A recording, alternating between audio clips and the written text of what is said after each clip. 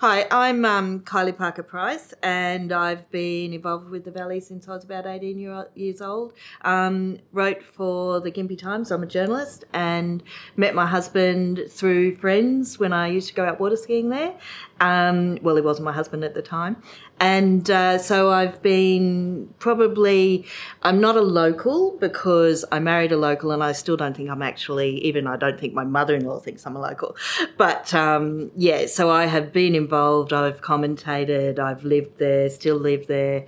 I call the Valley my home, and that's probably it. Yeah, so my husband Blair, Valley boy, born and bred there. His family is generations of Valley people. His mother's maiden name is Cordell, and they were historically butchers, had the Ammermoor butcher shop.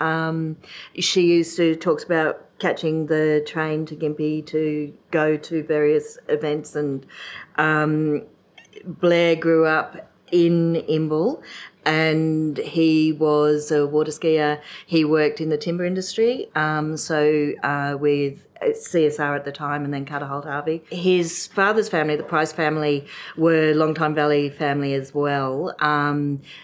They were farmers, I think, generally, and George, Blair's father, and Pauline, his mother, bought the Moynihan's, the local store, which was grocery, linen, all that sort of thing, basically everything that you need in a country town, drapery, that's the word.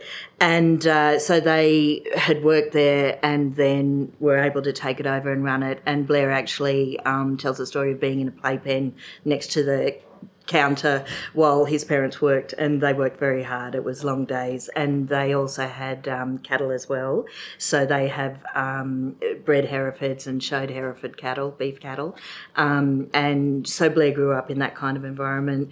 They had a bus run. So I think in those days a lot of the families had numerous small businesses, but it wasn't thought of like that. It was just what you did, whereas now you're pigeonholed into you're this, that or the other.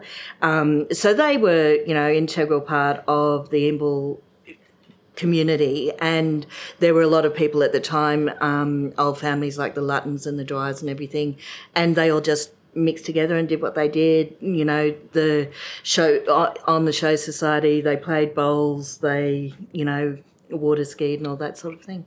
I met Blair and we, did what young people do. We'd camp at the dam every weekend and water ski and basically have a good life. And in those days it was a lot less frenetic. Like, we worked in Gympie and we played hard on the weekend, and you didn't jump on planes and things. Like, my kids, when they in between uni, would go, on a holiday overseas. It wasn't that accessible in those days for us, and we didn't make as much money as they do.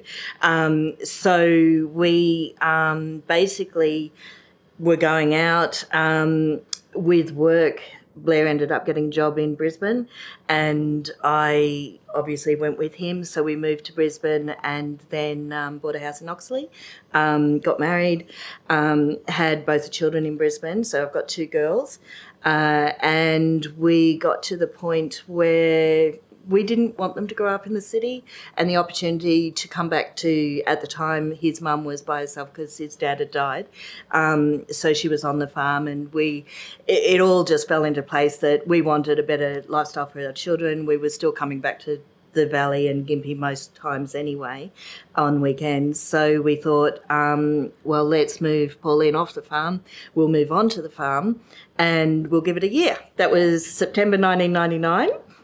So we had a big, millennium bug New Year's Eve just after we moved to the farm, and couldn't get fireworks, but we had flares because my father sailed, so we had flares off the boat, which I don't know if that was legal or not, but we did it anyway. So we moved back to the farm, and that was 99, as I said. So September every year is sort of our anniversary of being back in the Valley, although we never... it was interesting because our neighbours in Brisbane always said that they realised that you could never take the country out of the boy. Even though we were living in the city, they realised that there was just something different about Blair, which sounds really bad, but you know what I mean. So Madeline was grade 1. And Sophie was a toddler, so there's nearly 3 years between them. So Madeline, we came back, she started school. She might have been prep and then grade one. And then Sophie, as I say, was a toddler, so she went into Alma Street Kindy and Gympie for a couple of days a week when she was old enough. And they well and truly considered themselves valley girls, really heavily believed that a grassroots upbringing was the best thing that ever happened to them. And I think it's given them a lot of grounding. And I grew up on farms as well, so in the country. So we always wanted that for the children, and we wanted space, and we wanted to remove ourselves from the busyness of the city. But jobs and everything sort of get in the way of that. But because we'd always been coming back, the children were aware of where we were going anyway and what it would be like. I was a bit less aware that it'd be a lot harder to get a coffee down the main street. I'd forgotten about that. Their little blurb about growing up would be that they learnt to take meeting minutes because I attended every meeting that was possibly available. Blair travelled a lot with work, and that was part of the deal. He was prepared to do that so we could live where we lived. And we also said that the kids would get a greater education by being able to travel on holidays and things, even though we were living in a country area. So we didn't want them disadvantaged in any way while we were stepping back from that lifestyle. And because I was working part-time at the library, I was lucky enough to get a job at Imbil. I was there for them, which was another thing that we decided that we wanted. If he was away, then I would be there to do the runaround because you know how busy it can get. And to, get back in touch with people, get involved in the community, I believe in doing that and being a part of the society. So as a way to meet people, as a way to get things done, as a way to enhance what is there without changing it. But then you could argue both ways on that. We'll be talking about other things that happened in the valley. But anyway, and because of circumstances, I usually took the children with me. And so they'd be sitting in the back of the hall while I was at a PNC meeting and taking their own notes about what was said and everything, which is quite funny. Yeah, I was really pleased. A friend told me there was a job going there, and I thought, well, the children can walk to school from there. It was in the main street. I love books, and I didn't need any qualifications. Although I was a journalist, I didn't need any qualifications as far as libraries go. So I figured it was a win-win all round. And when I was interviewed, they actually said, we want someone that is going to treat the library like their home. And I'm going, have you seen the books at my home? I'm quite happy with that. So it was great. Probably my memory is I wish people would use it more, and I think that's still relevant. Also being a country town, people don't necessarily have a good experience with education, so they're not necessarily academically inclined, or they don't read for pleasure, and they get a lot of their information on the street, on the Bush Telegraph. And I would, every chance I could advocate for it's so much for free, The library was only open a few half days a week, but that wasn't a barrier. It was a barrier for school kids that were on the buses. So, parents couldn't come into town and get them after they'd spent an hour after school at the library, that kind of thing. So I did see that as a barrier. And I'm all about accessibility and if it's there, learn it, lifelong learning, that kind of thing. So I found that quite frustrating. And I didn't go to university, so I'm not preaching. I don't want to come across like that at all, but I just thought there's opportunities, and particularly for people in those areas to inform themselves in a better way. I worked at the Gympie Times when I was 18. My first day was actually New Year's Day, and 18-year-olds on New Year's Eve usually have a good night.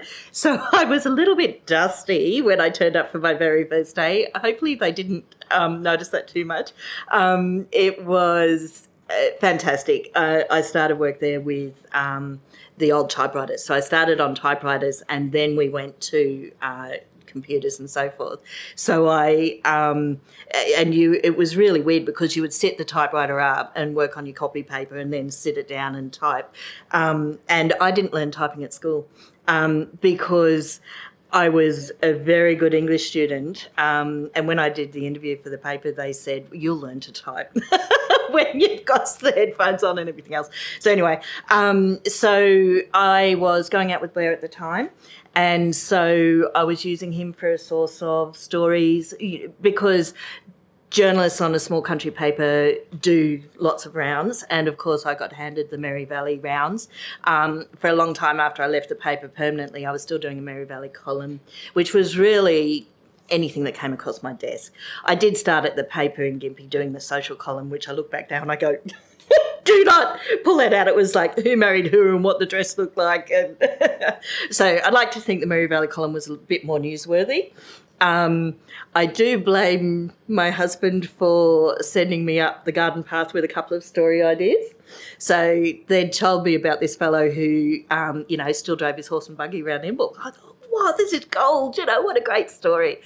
And he did, but they told me after I did this wonderful story that it was because he'd lost his licence driving. So as life moved on, I wasn't working full-time at the paper anymore. I was heavily involved with community groups in the valley, raising the children. I've always written, so I would just, if an organisation was doing something, I'd write a story for the paper, and the paper was quite generous in using a lot of what I did. I was always sort of writing for organisations. There's a small pool of people who are actually the doers in a country town, and so the school used to produce a newsletter which was monthly called the Community News. It was becoming difficult for them to fit it in, and one of the groups I was involved with sort of proposed that we'd take it over and continue it as a community service, and they were quite happy to do that. So obviously there was a bit of talk about it over a few months. So that was the Friends of Imbolc took it over. Friends of Imbolc went to its cycle and folded, and we were able to absorb the community news into the Chamber of Commerce. Because I was involved in the organisations and I had the background of publishing, it's just a desktop published production. I was the one that was doing the editorial, and we were able to bring people in to do the accounting side of it, which I could have done but would have been more challenging. I like words. And I'm still doing it. So it's been going probably about 30 years, and I've been directly involved with it for over 10 years. And I'm living in Brisbane at the moment, so still doing it from distance. Yes, there's a long story. The Chamber of Commerce, around the time Travis and Crossing Dam scenario, there used to be a traders association in Imbolc years ago that I'd had sort of various dealings with over the years with other groups, and they were involved in the markets and promotion of the valley. And at that time, tourism promotion generally was a very, locality-based thing. There weren't great organisations doing things. At the time of the dam, it was suggested that there become a Chamber of Commerce. Another organisation, Mary Valley Inc., also started up, and it was through involvement with those that we were able to suggest that they auspice the community news. I've been involved with the Mary Valley Arts Link organisation, which runs the Mary Valley Art Festival every year. They also run the Mary Valley Scarecrow Festival. So I came to those festivals and the organisation as a writer.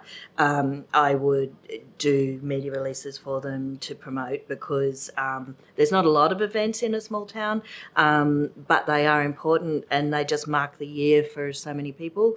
So I was involved, ended up becoming a member, and am still a member of ArtsLink, somewhat remotely because it's hard. I'm not getting to meetings and things. So Mary Valley Art Festival actually came about as part of the show. So there's an annual Mary Valley show, and they had an art section, and at the time the Show Society couldn't do it justice, and the secretary at the time suggested that it be broken away and become its own art festival.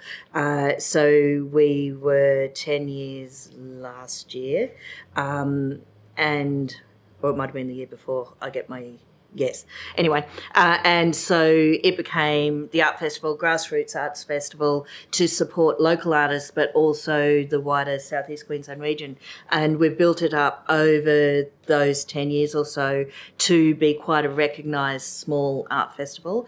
And we do attract quality like Steve Possel, Kim Hart from Gympie, artists who have gone on or were very successful and still thought to enter our festival. Bendigo Bank provides a fantastic open prize. Mary Valley Scarecrow Festival had its origins up in the Mullaney Montville area.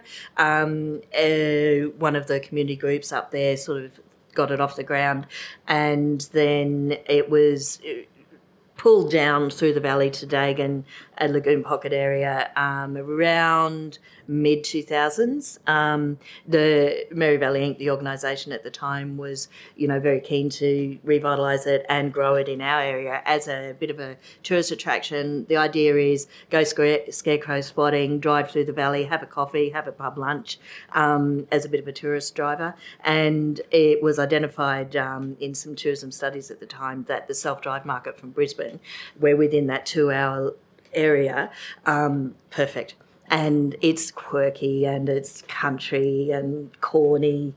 Traverstone Crossing Dam is a very emotional topic for a lot of people. It's interesting, there's a lot of new people in town who may have heard of it through media and have, varying knowledge of what happened.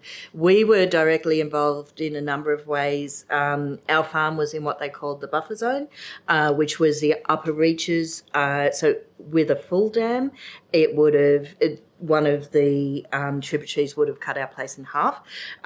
So it separated the community into people who received letters from the government and people who didn't. And we were one of the ones that did. There was an offer to put an easement to our place, and as I say, our place would be cut. At the time, you go through a lot of emotional decision-making and so forth.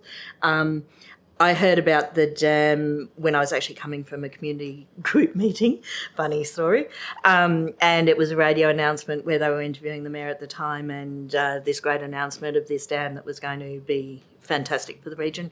And we just nearly fell off our chairs in the car, got home, and my husband had received a phone call from a fellow that he knew through industry who was now living as a retiree in the valley, who's going, "Have you heard the announcement? We need to do something about this." That was Kevin Ingersoll.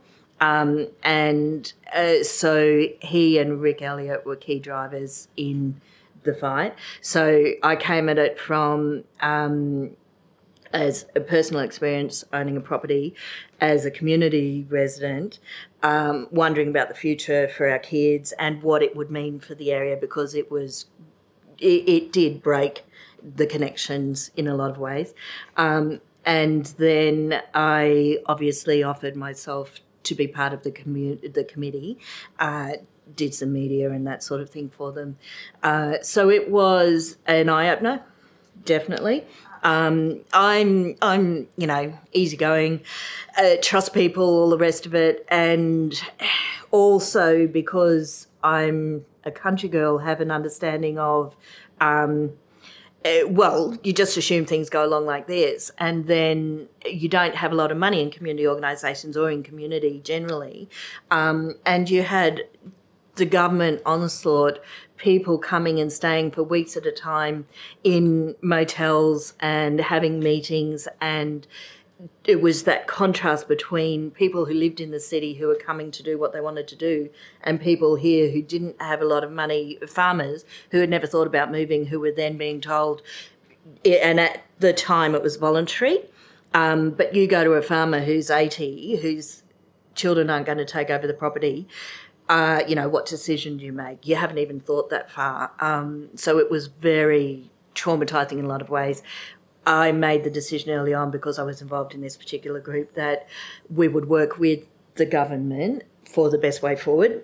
Know your enemy, I guess, to a certain extent. And they were good people. They didn't know what they'd been thrown into either.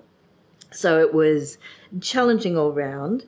QWI, the actual dam authority, tried to get me taken off the Gympie Times, reporting on it. So I was in that position where I was a resident and I was doing stories on it, and they felt that was a conflict of interest. Fortunately, my editor said, well, why wouldn't you use someone on the ground that's in the midst of that? And I like to think that I was presenting both sides of the argument. I wasn't just pushing the dam's fight. So, yes, it was challenging, and the children were obviously immersed in it as well. They both say it gave them an understanding of community, grassroots community response, and that you don't necessarily have to go with what is slated. So I think for me, and I played a small part in the whole onslaught of the dam. Not to say it didn't affect everyone, in varying degrees and very deeply. We have the Glenda Pickersgills, and as I said, Rick and Kevin, who brought a business mind and business planning to how we would go out. And from very early on, with Glenda's assistance, as she's an ag scientist or that background, it was all about the facts.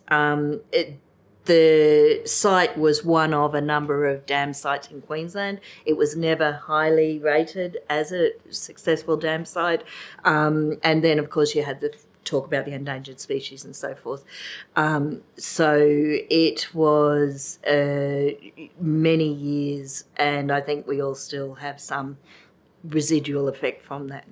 It was actually funny because prior to us hearing about the dam, which came out of the blue and there was no groundwork locally that we were aware of, an international artist was working with Julie Gibbs at the Gympie Gallery, and Francois, and he came up with the idea with Julie of running a site-specific art exhibition, and he was living in the Mary Valley, so he wanted to run it in the Mary Valley. And the idea, he'd done these things around the world.